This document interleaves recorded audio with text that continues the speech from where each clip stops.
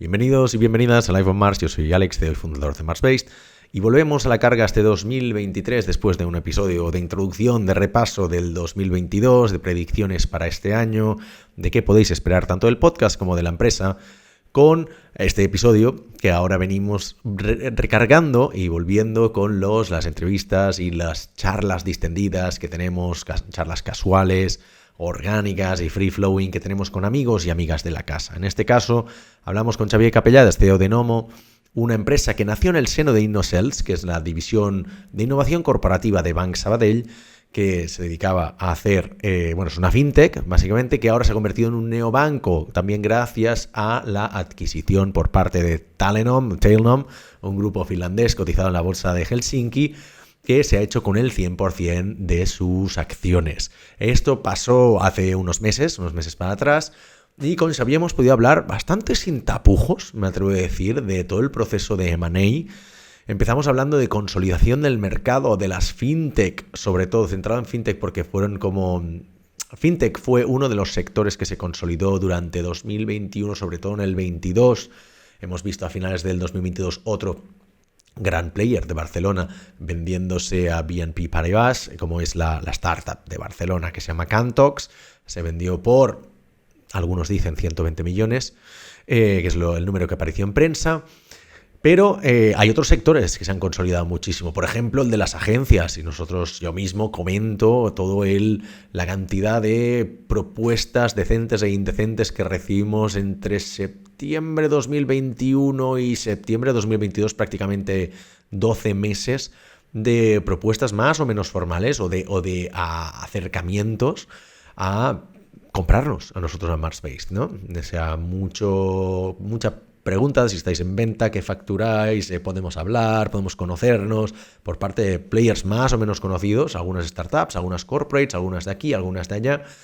Pero hay otros sectores que también se han consolidado. En particular en este episodio hablamos de fintech, porque es el sector en el que opera Xavi, el sector en el que tiene más expertise, y luego también hablamos en particular de su caso en concreto, de cómo les fue, ¿no? O sea, si utilizaron un broker, si no lo hicieron, qué boutique utilizaron, por qué no la usaron, etcétera, ¿no? O sea, estrategias de negociación, cómo buscar que los incentivos estén alineados con tu comprador, quiénes son los intermediarios, quiénes son los interlocutores, etcétera, etcétera, etcétera. Se nos ha quedado un episodio bastante redondito y muy orgulloso de poder empezar con una persona como Xavi para dar comienzo a esta nueva, digamos, temporada, este nuevo año del podcast de MarsBased, de Life on Mars, porque después de prácticamente un mes de parón, como comenté en el anterior episodio, por cierres de proyectos, cambios y muchas idas y venidas a nivel contractual y también cosas personales, decidimos hacer un parón de un mes,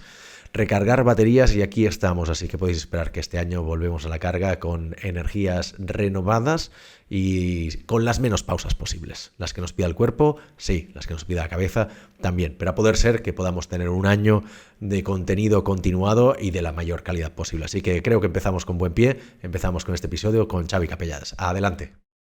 Xavi, buenas tardes, bienvenido a Life on Mars, ¿cómo estás? Buenas tardes. Buena tarde. Hace tiempo que quería comentar un par de cosas porque una de las series de podcast que más éxito han tenido en Life on Mars este año, sorprendentemente, y mira que somos un podcast de tecnología, de desarrollo, Ruby on Rails, JavaScript, y parece ser que de los que más han triunfado han sido los 3 o 4 que tenemos de M&A. Y digo, aquí hay algo. Voy a dar un poco de intro, porque aparte tú has estado involucrado en un proceso recientemente, pero en MarsBased yo lo tuiteé desde septiembre del 2021 hasta más o menos mediados de este año. Hemos recibido muchos approaches, alguna que otra propuesta más seria que otra, e incluso una de nuestro cliente más grande.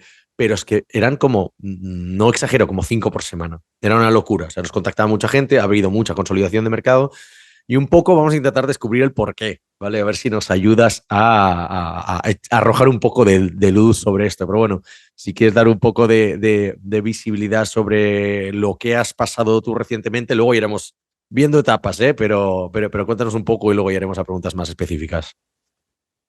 Pues no, la verdad es que coincidimos que el momento de M&A, como mínimo en software o en el mundo digital tecnológico está muy efervescente y la verdad es que es un momento muy, muy interesante y seguramente en el que todos estamos aprendiendo un poco también en el proceso en sí mismo y cuáles son las causas que lo provocan, ¿no?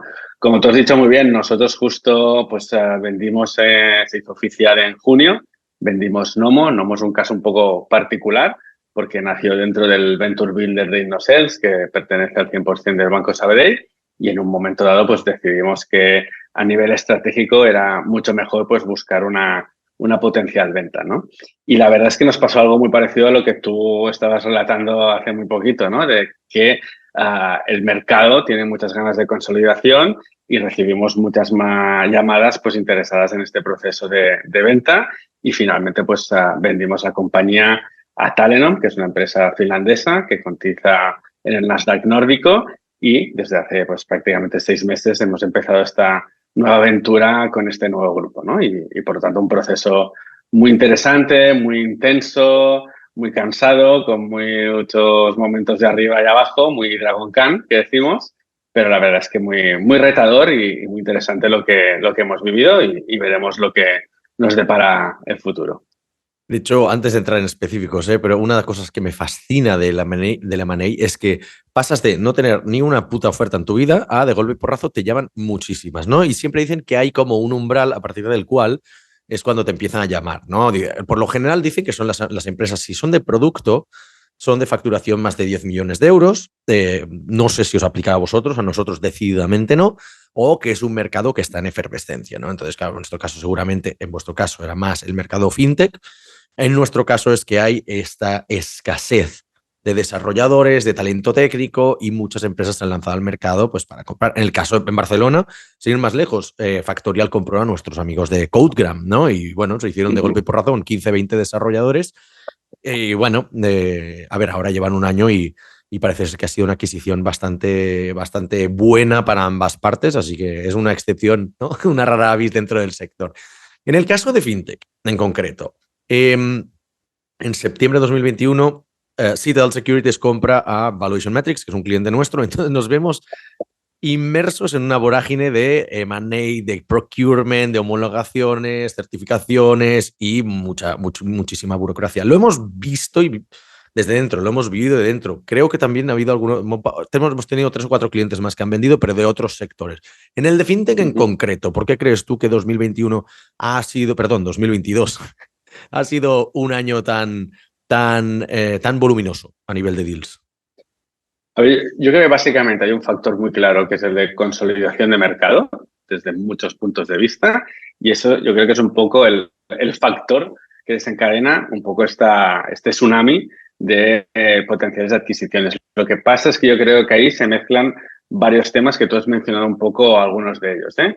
Claramente aquí hay una batalla de talento, entonces el hecho de comprar compañías porque captar nuevo talento, especialmente ya no solo developers, ¿no? Porque últimamente se habla mucho de developers, pero yo creo que es mucho el perfil digital, product management digital, marketing digital, performance marketing, etcétera. Son perfiles que sin duda con un mínimo de experiencia, ya no digo si encima tienen ya un cierto recorrido, van muy buscados y son muy caros. Entonces el proceso es tan costoso a nivel de, ya no solo de coste de lo que te valen esos empleados, sino el tiempo que necesitas hasta encontrar ese talento e incorporarlo, que si le puedes incorporar como grupo que ya trabaja en unas dinámicas y que ya tiene unas inercias, pues aquí estás acortando mucho este tiempo necesario de búsqueda de talento. Con lo cual hay un tema de talento ahí también súper importante, ¿no? Un tema también, como tú decías, muy estratégico. Ya no es porque al final en M&A podríamos dividirlo en 2 grandes bloques, ¿no? O es una operación puramente financiera, con sus múltiplos en función de revenue, en función de EBITDA, etcétera, o operaciones que, aunque también miren en parte esto, hay un tema de approach de mercado, de posicionamiento estratégico, de cubrir partes de la cadena de valor que quizás no tienes cubiertas, etcétera. Entonces, yo creo que ahí también hay una mezcla interesante. En nuestro caso, se ha dado un poquito de cada cosa, ¿no? Y entonces no es puramente financiera claramente, porque tampoco estamos viendo esos números que comentábamos, aunque hay ratios de crecimiento que sí que se buscan claramente en FinTech, porque al final hay que hacer rentable este mercado, ¿no? Si esto le juntas un tema de posicionamiento de mercado, un tema de talento, pues tienes ahí pues una oportunidad pues muy clara de hacer alguna operación. En fintech concretamente, yo creo que en nuestro caso, como mínimo, también se da mucho el tema de que fintech está llegando prácticamente a todos los mercados y a todas las verticales, ¿no? Con lo cual, el concepto que nosotros hemos jugado mucho, que es el embedded finance, ¿no? Porque al final nosotros somos una plataforma de gestión para pymes y autónomos, pero que incluye desde contabilidad hasta una cuenta y una tarjeta o hasta servicios financieros, es donde te da una capacidad de ampliar el campo de juego pues muchísimo, ¿no? Y en el caso de Talenom es un claro ejemplo porque al final Talenom es una accounting services company, ¿no? Una compañía, para entendernos aquí en España, lo más equivalente sería una gestoría digital, pero muy grande, más de 1.000 empleados, mercado dominante en Finlandia, en Suecia, pero que se quiere expandir no solo geográficamente, sino también metiendo más capa de servicios. Y aquí la parte de fintech es clave, ¿no? Porque al final, si tú tienes todos los datos y toda la gestión de tu empresa, ¿por qué no ofrecerles opciones de productos financieros, financiación, cuentas y tarjeta, etcétera, y crear una plataforma en tu end, ¿no? Con lo cual, todos estos elementos han dado, yo creo que una situación de mercado muy interesante que no solo se ha dado con Nomo, ¿no? Y una de los aprendizajes más claros que hemos sacado es que para que un proceso de M&A sea exitoso, tienes que estar en el momento correcto, en el sitio correcto, con un momentum de mercado creado. Y cuando hay un proceso competitivo, que es lo que también nos pasa a vosotros, ¿no? Cuando recibes muchas llamadas, hombre, negociar y que ponerte en valor es mucho más fácil que por muy bien que lo hayas hecho, si no hay un momentum competitivo, va a ser muy complicado poder llevar a cabo una operación de este tipo. Pero tú crees que todo, por la parte de fintech, porque la nuestra quizás es menos relevante, porque al final es una cosa que podría ser cualquier tipo de comprador, ¿no? Pero digamos que los fintech generalmente suelen ser comprados por players financieros, más específicamente bancos. En vuestro caso, se ha comprado este tipo de player. La otra excepción, perdón, también puede ser el típico private equity, ¿vale? Entonces ya sabes que no es la venta donde podías haber hecho más ahí dinero. es financiero seguro. Sí, exacto, ahí es financiero, pero el player, bueno, exacto, el player es financiero, pero digamos no es un banco, no es una gestoría, ¿no? Pero es una operación en la que directamente es financiera porque los private equity, todo el mundo sabe que buscan comprar barato para luego pues asegurar unos múltiplos, ¿no? Pero en vuestro caso, o sea, digamos, es muy sectorial la adquisición. Nosotros nos puede comprar un fintech, como una biotech, como un e-commerce, como cualquier otra. Entonces, digamos, tenemos quizás más posibilidades, pero no sé si eso nos hace ser más baratos porque no se compra especialización, ¿no? Se busca más genérico, menos especialización. Dicho esto, bueno, también hemos visto en Barcelona que ha habido dos otros casos, ¿no? Si no recuerdo mal, Novicap también vendieron gran parte de su accionariado, creo que no totalmente, y luego Cantoxi acabaron vendiendo a BNP Paribas. Pero bueno, curiosamente, dos empresas hechas en Ruby on Rails, que también hace falta decirlo. Pero lo que quería decir es, a nivel de timings, ha sido un año en el que hemos visto toda la gran bajada de los, me iba a decir de los stocks, no, de los stonks. Ha sido año en permanente declive, pues desde principios de año. Evidentemente ha habido factores macro que han condicionado todo esto, pero tú, no digo en vuestro caso, digo en general, ¿ha habido más adquisiciones, crees, porque se ha devaluado el producto medio y se considera que es una época de rebajas en este sentido, o para asegurar tiros? Yo creo que es que siempre hay una mezcla de factores, ¿no? Es decir, yo creo que claramente en el mundo fintech los costes de adquisición cada vez son más altos, porque hay más competencia, hay más players en el mercado y si quieres escalar rápido no hay mucha más alternativa, porque al final en una situación macro que te está cambiando necesitas este tipo de factores. Entonces esto claramente es un factor clave. El tamaño y la escala yo creo que también son muy importantes y sí que hay una parte de consolidación del mercado que en quien tiene pulmón financiero ahora es una gran oportunidad a comprar a valoraciones, pues déjame decir, no tan exageradas o surrealistas como se había pasado en el último tiempo. Bueno, había burbuja, ¿no? Había burbuja. Había claramente burbuja, vale, ¿no? Estamos de acuerdo. Y yo te diría más, aquí va también por varios. No es lo mismo fintech dirigido a retail que fintech dirigido más a B2B o a empresas, etcétera, con modelos más sostenibles. Mucha fintech lo que le ha pasado es que ha crecido muy rápido pero cuando la situación macro ha cambiado, a la hora de demostrar el camino a la rentabilidad es mucho más difícil porque hay un modelo de negocio claro. Y esto, pues, Klarna, ¿no? por ejemplo. Bueno. Pero hay muchos, y hay de Hay muchos muchos. tipos, ¿no? Sí. Pero sobre todo que al final, cuando el inversor, y esto ya lo hemos hablado tú y yo alguna vez, pero cuando el inversor gira el barco y se enfoca hacia la rentabilidad y no el crecimiento, de repente pide unas cosas que hasta el día antes seguramente no pedía, pero que en ese momento pues no es tan fácil darle al clic para que esto te sea rentable y que el coste de adquisición te sea más bajo y que el LTV te sea mucho más alto, ¿no? Y entonces ahí empiezan a pasar cosas. Si a esto le añades que es verdad que seguirá siendo, si miras desde un punto de vista más estratégico, a 5 años vista, el fintech, el mundo financiero va a seguir creciendo y explotando, es un gran momento para que se produzcan movimientos de consolidación. Claro, pero, y en eso estoy completamente de acuerdo. Y luego hay una cosa de momentum también, que ha habido operaciones, por ejemplo, que se han ido un poco al garete, por siempre hay la coincidencia que se alinean los astros, pasa una cosa catastrófica para un sector, ¿no? Conozco el caso de algunas rondas de financiación de startups un poco más basadas en tema de DeFi, en tema también de inversión, de exchange, por ejemplo, que se han ido a la mierda por lo que pasó con FTX, ¿no? Evidentemente vosotros no os afectó y no, sois...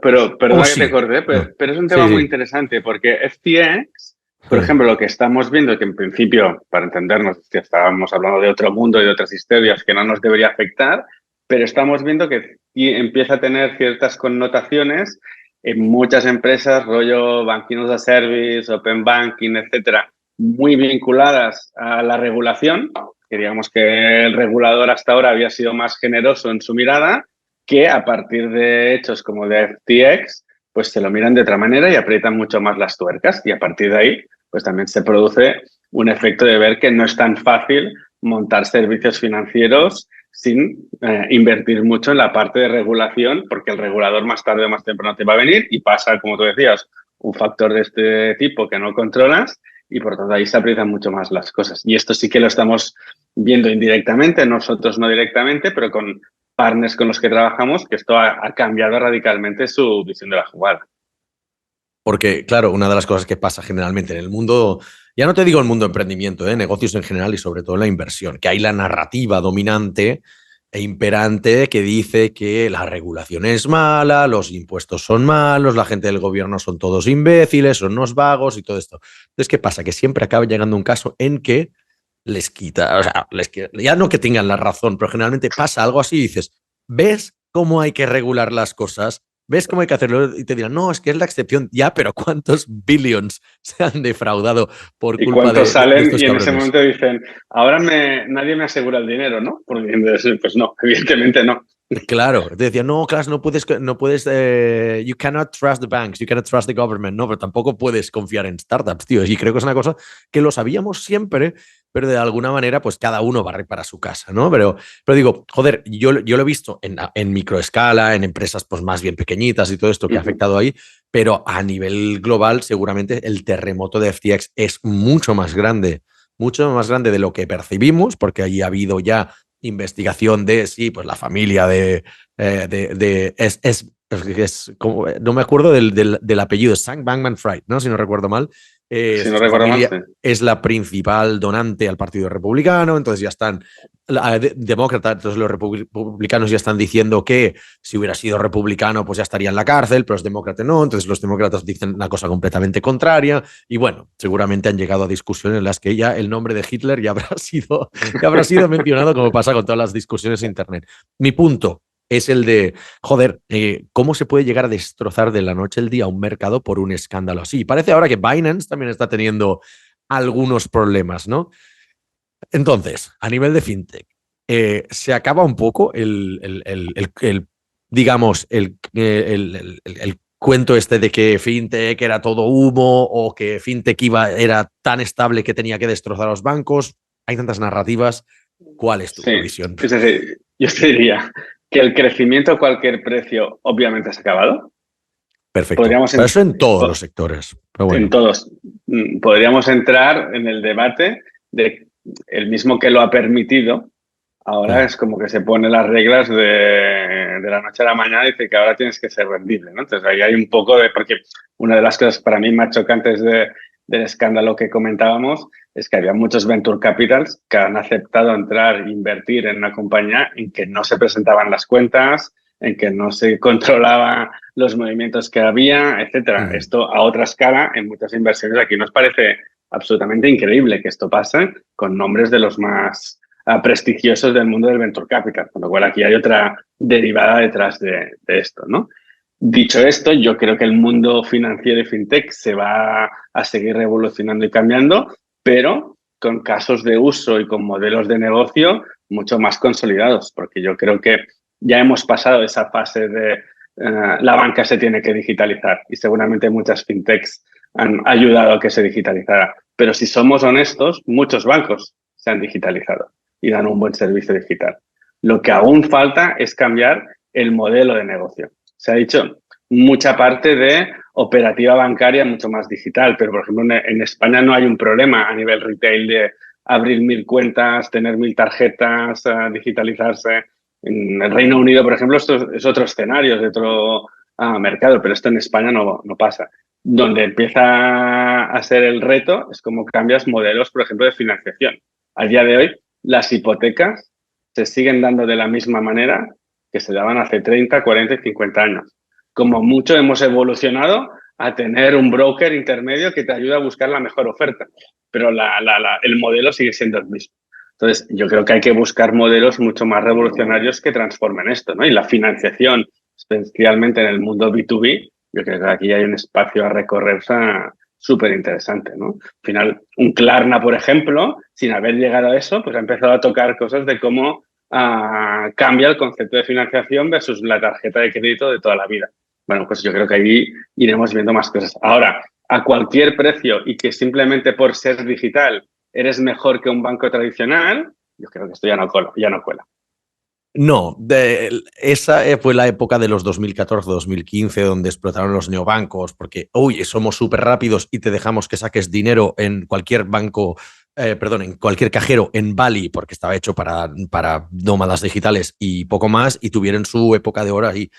Luego se han dado cuenta que ya tienes que hacer que si los KYCs, que si toda la compliance y todo esto, pues Revolut ya ha pasado a ser un banco más ágil. Hombre, más ágil lo es, pero es que le faltan 50.000 servicios. ¿No? Luego quieres pedir cualquier otra cosa y no lo tienen, ¿no? Entonces, cosas tan sencillas como quizás en 26 creo que todavía no tienen los shared accounts, en Revolut no tiene IVA en español. Entonces dices, sí, has llegado muy rápido para ciertas cosas, pero chapó, no te las des tampoco de banco. Chapó, chapó. Y no me quejo, pero es verdad que también han quemado muchos barcos y muchos puentes con este supercrecimiento. Entonces, mi pregunta, me gustaría que fueras todo lo sincero que pudieras con esto. ¿Qué parte de tu discurso viene condicionado porque sales de un venture builder corporativo y no por convicción propia? Ahora ya no. O sea, ahora ya podemos rajar del Sabadell, ¿no? Entiendo. Ahora ya podemos rajar. No, es decir, yo creo que la banca tradicional ha tenido o tiene dos grandes retos, por no decir directamente dos problemas, ¿no? Uno es más, déjame ir a la parte más tecnológica, y hay un legacy tecnológico obvio. Y muchos de los cores bancarios y de las plataformas bancarias es que no estaban diseñadas, ni programadas, ni preparadas para los nuevos modelos de negocio. Y básicamente es que muchas de ellas ni tenían APIs, y aquí tú sabes mucho más de ello, para poderse conectar. Entonces, y lo simplifico, ¿eh? Ya sé que si hay alguien mucho más técnico, pero al final, desde el punto de vista técnico / negocio, consiste en esto y es imposible abrir el modelo de negocio porque hay una barrera tecnológica clarísima. Como diría que él, no hace falta que dices nada más. O sea, es ¿verdad? Que es así. Y esto no es solo del Banco Sabadell, sino yo que diría que es del sector generalizado. Y aquí me guardaré mi opinión. Algunos han ido más rápido, otros menos rápido en ir transformando este core tecnológico, que también, para ser justos, no es trivial evolucionar un core tecnológico a un modelo mucho más abierto, porque tiene unas ciertas complejidades, evidentemente vinculadas a la regulación o a la confianza, porque también es verdad, y esto no sé si lo has experimentado tú, pero cuando tocas dinero de la gente, estamos hablando de otro nivel, ¿eh? Tocar un euro de la gente versus a que te caiga no sé qué servicio que no toca dinero, el nivel de robustez y de confianza que le tienes que dar al usuario, pues no tiene nada que ver, ¿no? Bueno, la regulación es distinta, está claro, la regulación es distinta y seguramente por ser gestor de patrimonio tienes una serie de regulaciones, mientras que nosotros la podemos cagar en hacer que un e-commerce pierda 100 millones de dólares en una hora de downtime, por ejemplo, y no tenemos las mismas repercusiones. Evidentemente estaríamos jodidos, pero seguramente dentro de esto podían decir, el juez podía decir, bueno, es culpa tuya por haberlos contratado, ¿no? O sea, pero en el caso de un gestor de bancos es más complicado. Yo me refería más a la filosofía subyacente. Sí, a nivel de filosofía, sí, claro. Yo te diría, ostras, en modelo de negocio, los bancos durante mucho tiempo es que no han tenido la necesidad de innovar. Y esto al final es un factor clave a la hora de llevar a la innovación a mercados con players incumbentes, porque al final si no tienes una necesidad, si el negocio te sigue funcionando, y hay una cierta inercia y los tipos de interés te acompañan, yo siempre a veces les hacía la broma, ¿no? Al banco, que podéis levantar todas las manos durante un año y prácticamente vais a cumplir los mismos objetivos porque los préstamos firmados a 30 años o las hipotecas o los depósitos o los seguros o las alarmas os van a seguir dando esos números independientemente. Con lo cual, si no hay una necesidad que te fuerce a innovar, también seamos honestos, es muy, muy bonito hacer el discurso, pero al final se queda en discurso y no acaba pasando, ¿no? Dicho esto, yo creo que esto ha venido también una situación macro que ha acompañado en que los tipos de interés al final hacían que no era rentable un banco.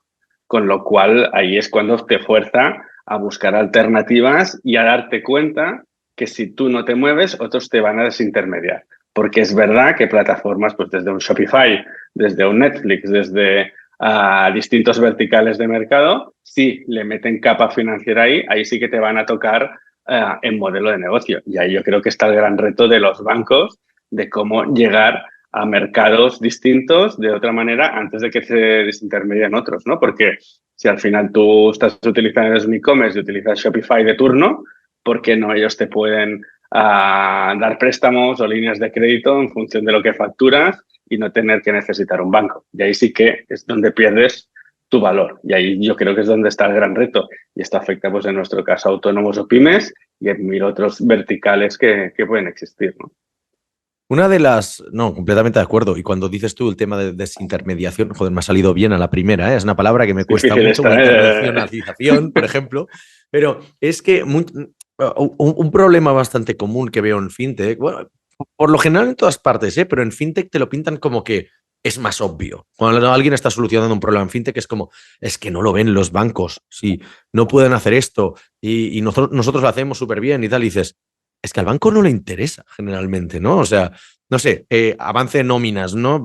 Bueno, pues que Payflow lo hagan, fantástico, pero si un banco no lo hace, yo ya cada vez me creo menos no es que no sepan, o es que irían muy lentos, o es que la plataforma tecnológica no lo permite, es que ¿qué les aporta hacerlo? Es decir, el coste de implementar esto es tan ínfimo que continuar igual les reporta mucho más beneficio, ¿vale? Entonces, yo lo veo también como inversor, ¿no? Que veo, y tú también verás cosas, porque me consta que también inviertes, pero ves cosas que dices, te lo pintan como es súper obvio, pero dices, tío, no, o sea, si un banco quisiera hacerlo, lo haría. Si no lo han hecho es por algo. Y, por ejemplo, me suena el caso de TravelPerk. O sea, me lo creo cuando vienes de una empresa que te ha dicho por activa y por pasiva que no va a hacer eso porque no le interesa. Entonces, quizás me lo miro con otros ojos, ¿no? TravelPerk, que ofrece el B2B, el Booking.com B2B, son ex-Booking.com. Internamente intentaron desarrollarlo y Booking les dijo, no nos interesa hacer el B2B por un motivo muy claro. Todavía solo tenemos el 10% del mercado, tenemos otro 90% que conquistar, entonces, si queréis, hacedlo fuera por vosotros mismos. Fantástico. O sea, me parece suficiente validación como para que lo montes por tu cuenta. Pero la gente que no viene de ahí y me dice, sí, es que hemos detectado que los bancos no tienen este producto, ¿no será por algo? Yo coincido bastante contigo, es decir, es que al final es un tema de incentivos y a veces en el mundo más emprendedor, startupero, no nos damos cuenta porque a veces hay una opinión como muy naif, muy inocente fuera de las grandes empresas de lo que tú decías, son tontos, no lo saben hacer, hay una barrera tecnológica, etcétera. Pero si tú tienes un margen de 3.000 millones, me lo invento, de una gran empresa, lo que como startupero te puede parecer mucho, 100 millones, son peanuts para ellos. Entonces, ¿qué incentivo hay versus explotar? Y aquí el dilema es el de siempre, es explorar versus innovar. O sea, es explotar el negocio que me está dando la vaca lechera y como tú decías, que si aún tengo mucho margen para explotarlo, no me voy a meter a explorar algo que evidentemente hay una incertidumbre y que no sé si realmente esto me va a dar aquello. La gracia es hasta qué punto voy a poder explotar el negocio ya tradicional, si me queda más o menos margen o si me va a entrar alguien que realmente disrumpa enteramente el mercado. Pero para que esto pase, hay muy pocos casos reales que pase de esto, ¿no? Otra cosa es que, como tú decías, un negocio, más como spin-off, tenga sentido separado, aparte y tenga una cierta magnitud, pero que nunca te va a afectar en el core business de la gran empresa. Es que seguramente si un banco tuviera que innovar con todas las ideas y propuestas que reciben de ex empleados y emprendedores y emprendedoras locos, morirían, como se dice en inglés, death by a thousand cuts, ¿no? O sea, es como, claro, si tengo que ir poniendo 2, 10, 5 millones en cada una de estas ideas, al final pierdo foco, pierdo talento y pierdo incluso dinero, ¿no? Entonces, de cara al reporting interno, temas de governance y todo esto, seguramente tampoco, es que no les interesa. O sea, prefieren perder Sí el...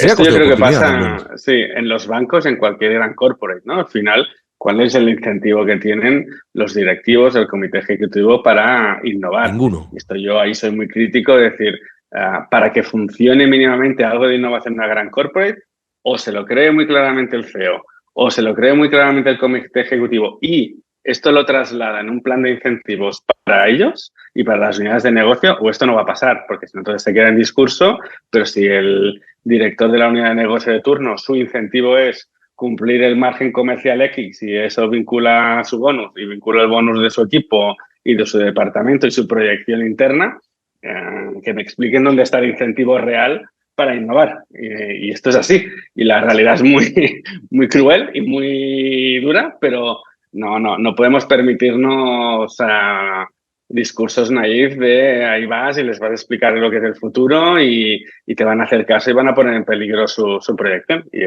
te digo, no es el caso de los bancos solo, es el caso de cualquier gran corporate con una envergadura y una inercia potentísima.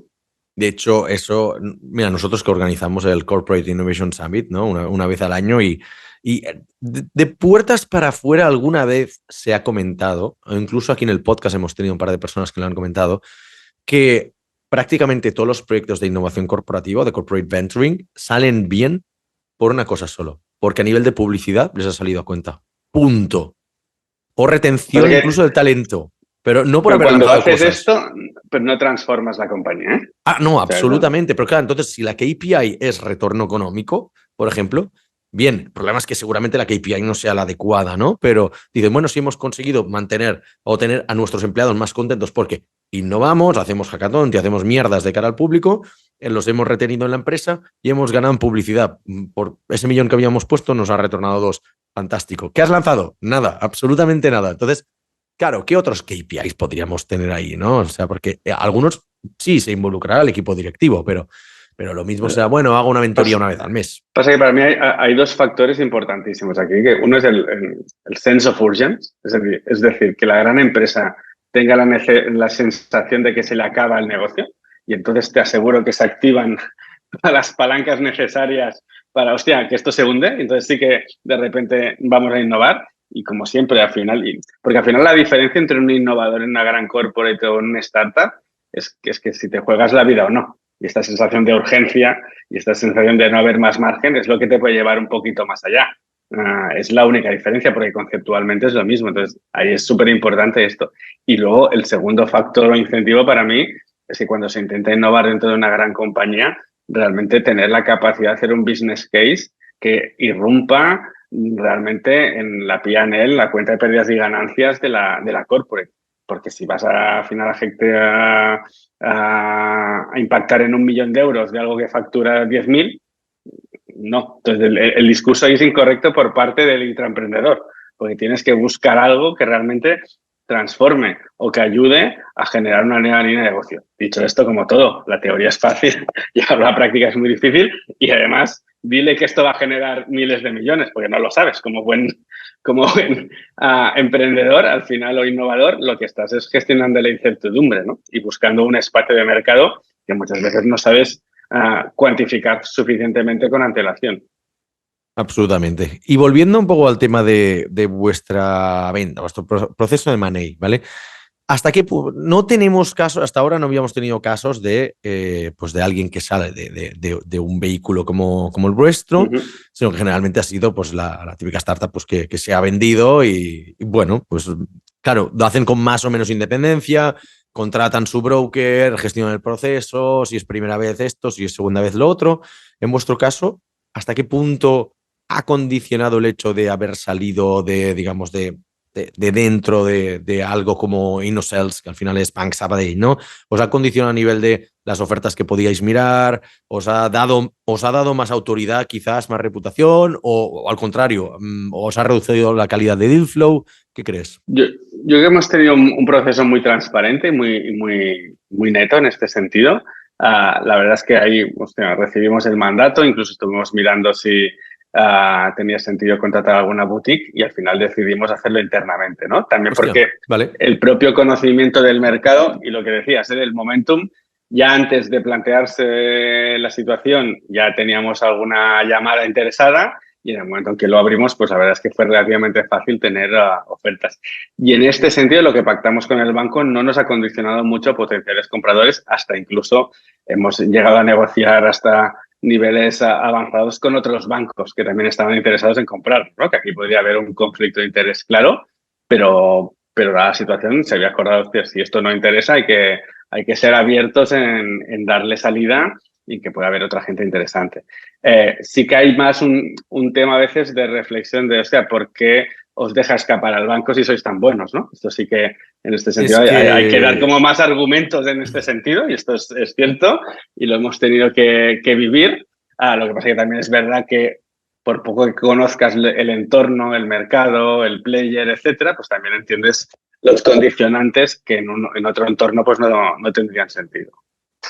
Vale, no, bueno, mira, en este caso sí que conocemos un caso más o menos relativamente similar, que es nosotros trabajamos para una empresa de patinetes que se llama Spin, que la había comprado Ford, y luego Ford la ha vendido hace unos meses a Tier. O sea, es uno de los 4 procesos de money que hemos pasado en los últimos 12 meses, nosotros como proveedor, ¿eh?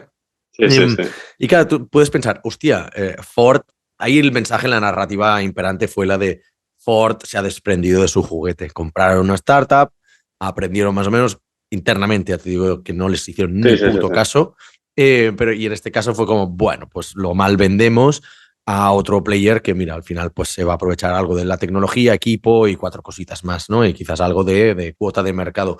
Pero ahí yo creo que me atrevería a decir que nadie de la cúpula de Ford ni tan siquiera sabía que remotamente existía Spin, ¿vale? En vuestro caso, bueno, Sabadell sí que pone mucho esfuerzo en InnoSales y todo esto. No estoy convencido que el CEO de Sabadell sepa de vuestra existencia, porque tendrá 50.000 cosas que hacer. Me equivoco, seguramente. Algo sabe, pero tiene muchas cosas que hacer. Exacto. No sucede eso como el señor Barnes de Homer Simpson.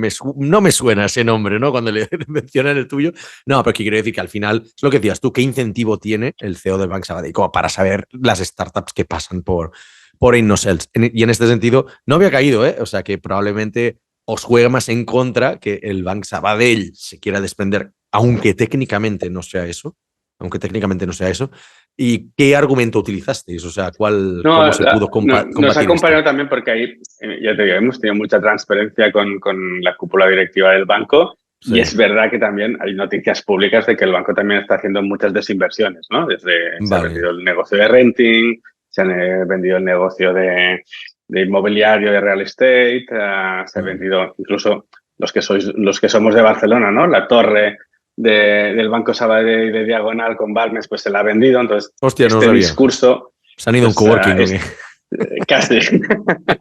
han juntado oficinas en San Cugat, pero es verdad que al final hay un discurso de decir, ostras, hay un momento de desinversión o de poner foco en el core business del banco y por otro lado nosotros como Nomo estamos creciendo mucho y el banco no nos puede acompañar en este crecimiento, ¿no? Esto evidentemente soportado con los datos que compartes con el potencial comprador, pues evidentemente cae por su propio peso. Pues en este sentido, pues al final yo creo que es muy justificable la pregunta, pero también al final nos ayudaba a decir, mira, es de esta situación y esto tiene sentido, ¿no? Siempre he dicho, hemos tenido la suerte que han sido pues muy flexibles en las negociaciones con el comprador porque al final ha sido como una negociación curiosa a tres bandas, ¿no? El comprador, el vendedor propiamente, que es el banco, y nosotros que estamos un poco a medio camino como equipo directivo que está participando en este proceso de venta. ¿Qué ventajas, desventajas diríais? Bueno, quizás no sé si las has experimentado en otra situación o no, de no haber contado con un broker, ¿vale? Porque eso sí que no me había encontrado en ningún caso todavía en el que la transacción se hubiera ejecutado sin mediar un broker, que al final son, bueno, empresas, una boutique de money. Perdón, Sí, ya no sí. tanto un broker, quizás más la boutique Es que más boutique, lleva toda sí. la transacción. Exacto. Correcto. A ver, nosotros aquí, yo te diría, ventajas. Hemos aprendido muchísimo. Ha sido un proceso muy intenso, y con lo cual me quedo con la parte positiva. La parte negativa es que casi acaba con nosotros el proceso, ya ¿Cuánto duró? personalmente, pero ¿Cuánto duró? bastante rápido. Yo te diría que desde el mandato de venta a la venta, 6-8 meses. Y con Vale, el bueno, player sobre la final, media. sí, player final ha sido rápido. En 2-3 meses prácticamente cerramos la venta. ¿Verdad? Que yo siempre digo que acabas cogiendo un poco de carrería y de práctica, ¿eh? Que seguramente con los primeros interesados habrías hecho cosas un poco distintas, ¿no? Y se dio muy motivado también porque es verdad que una boutique te ayuda mucho a preparar pues, la documentación necesaria, la parte más financiera, luego si hay due diligence, etcétera. Pero en nuestro caso es verdad que, bueno, yo como CEO creo que tenía la casa bastante ordenada, entonces en esto yo creo que podíamos tirar nosotros.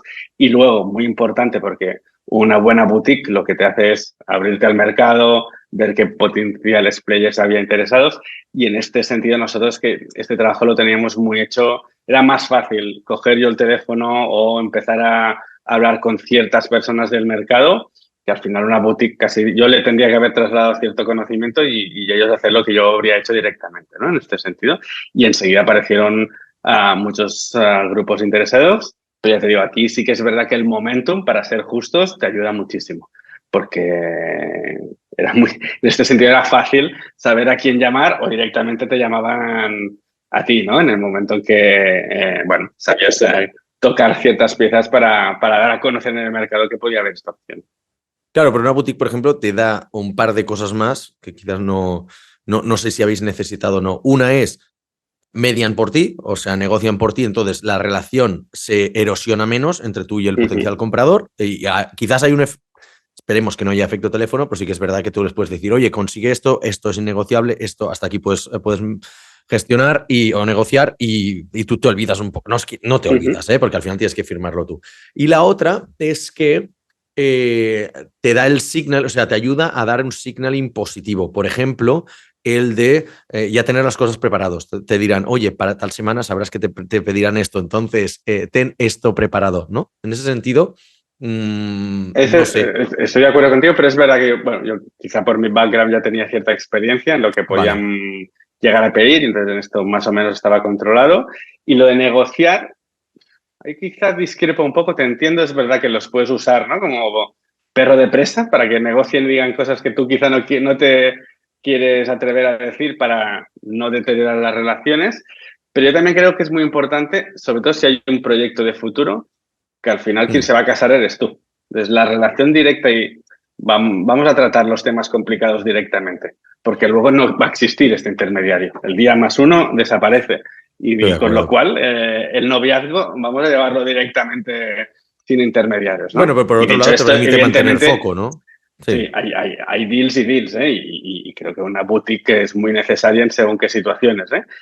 Pero en nuestro caso, bueno, se ha dado así, la verdad es que ha sido bastante fluido. También es verdad que se han contactado bastantes boutiques con nosotros de potenciales compradores, ¿no? Entonces también te iban dando un signal de precio, de cosas a negociar o no. Bueno. Digamos que nos hacían un poco el trabajo en este sentido. Vale, eso es muy bueno. Oye, y ahora, francamente, a ver si puedes contestarme esto. ¿Cuántas veces ha estado la empresa a punto de morir antes de que finalizara este proceso? ¿Alguna durante el proceso o no? Quizá durante el proceso, ¿no? Porque digamos que acordamos unos ciertos parámetros para mantenernos bien en vida hasta que pudiéramos hacer la operación. Pero yo creo que como cualquier proyecto casi de innovación o emprendedor, cada 6 meses estábamos en crisis, entre comillas, ¿no? Es decir, realmente final, sobre todo cuando innovas dentro de una gran corporate, aunque nosotros teníamos un modelo muy autónomo y muy independiente, vas muy a contracorriente.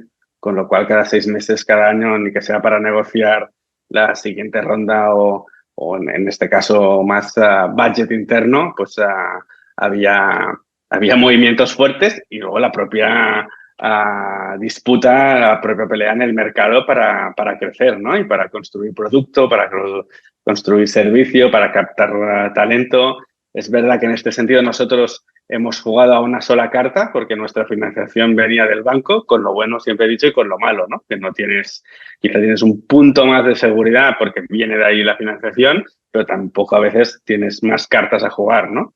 Con lo cual esa negociación con tu interlocutor es mucho más directa. Vale, y un par de preguntas ya cortas para ir acabando.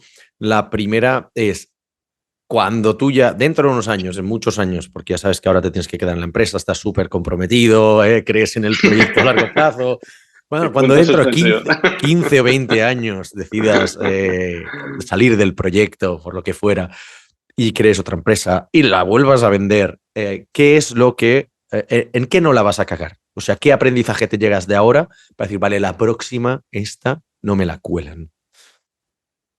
Desde el punto de vista de qué me ha colado el comprador, ¿o? Sí, del M&A, sí, aparte de todo este proceso. Porque seguro siempre hay algo que, por bien preparado que lo lleves, siempre hay algo y dices, hostia, tío, no puede ser. Hay muchas cosas. A ver, yo creo que es muy importante tener un proceso competitivo súper potente que te permita jugar hasta el último segundo, porque de una manera natural, al final tú te inclinas más por un potencial comprador, porque hay más afinidad, porque ves el proyecto más claro, etcétera, y esto te va restando capacidad de negociación. Si tienes 3 que a la vez justamente en el mismo proceso están igual de interesados y tú lo sabes mantener en el mismo nivel, pues seguro que puedes negociar muchísimo mejor cosas que siempre son del último sprint, ¿no? Entonces, si no consigues esto porque hay una parte también de cansancio, de agotamiento, etcétera, pues ahí pierdes capacidad. Entonces, realmente tener un modelo competitivo fuerte hasta el último segundo, yo creo que es clave. Es una cosa que quizá esto es el mundo de los ideales, ¿eh? No, esto es una cosa que solo controlas tú, pero que sí que esto, no decantarte inconscientemente más hacia un potencial comprador porque te es más cómodo, sino, o sea, vamos a llevar al extremo todas las opciones, ¿no? Porque al final que puedas girarte y decir, mira, este me ofrece esto y me ofrece el otro, y no solo es el tema de pricing, ni mucho menos, ¿eh? Vale, perfecto. Y la última, y esta es un poco la pregunta referencia de este podcast, es ¿qué gran cagada has tenido tú a nivel empresarial y si puedes justificarla a nivel de, o cuantificarla a nivel de gastos y costes? ¿Cuál ha sido tu most expensive fuck up? ¿No? Es que la he tenido que traducir al vuelo, tío. Se llevaba 3 o 4 en inglés y digo, mierda, ¿cómo la preguntaba esta en castellano que hace varios episodios que... Hay muchas. Alguna muy cara que digas, hostia, aquí me di la pata en esto y... Ahora que ya no tienes que rendir cuentas al Sabadell, ahora ya da igual. Sí, alguna que no podemos contar aún del todo, pero hay alguna...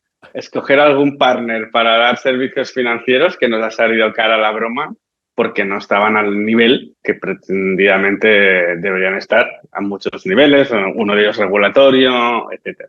Vale. ¿Startup o corporativo? A medio camino, ni startup ni corporativo, para entendernos, ya un tamaño ¿de aquí o de más, fuera? De fuera. Y mira, uno de los errores es que llegamos a priorizar y decir, hostia, la gente de fuera nos va a dar más solidez, etcétera, y no lo vamos a cuantificar, pero ha sido un buen golpe. Un buen golpe. Hostia. Vale. Pero esto forma parte de decidir y escoger muchas veces, ¿no? Forma parte del aprendizaje. Bueno, en un minuto, ¿qué podemos hacer para ayudarte desde la comunidad maravillosa que tenemos de Mars Based y alrededores, y tanto a ti como a tu empresa? Bueno, sobre todo si sois autónomos o pymes, entrar en nomo.es y mirar la plataforma y si os interesa, contratarla, que esto es lo mejor que podéis hacer para nosotros. Y luego, sobre todo, bueno, el gran trabajo que estás haciendo tú con toda tu comunidad de tener conversaciones honestas, ¿no? Esto también lo hemos hablado tú y yo anteriormente, sinceras y sin el discurso solo oficial de que todo es bonito, ¿no?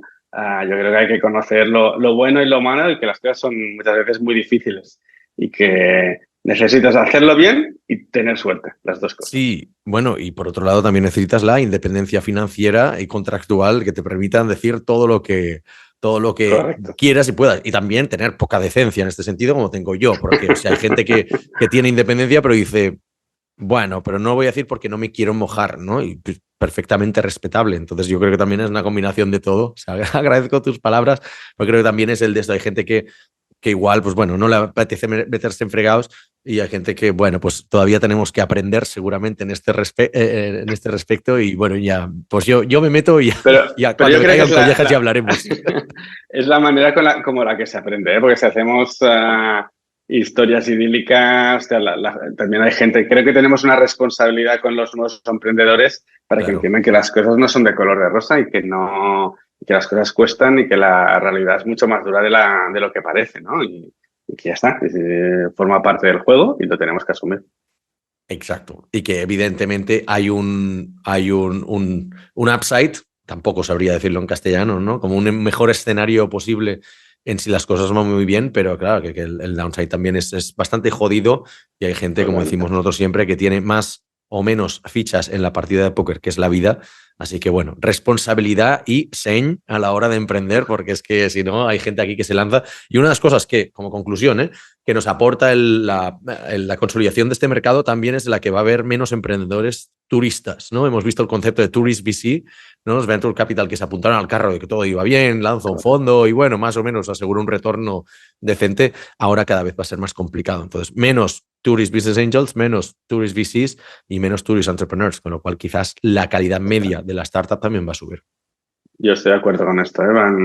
En una conversación reciente, ¿no? Va a haber menos emprendedores mediocres y también menos inversores mediocres, ¿no? Y esto al final lo que hace es subir el nivel medio de los potenciales proyectos, porque es lo que tú dices, aquí ya no va de se apunta a cualquier carro que pase por delante suyo, sino mucho más razonado, ¿no? Y que haya un equilibrio entre Sen y Rausha.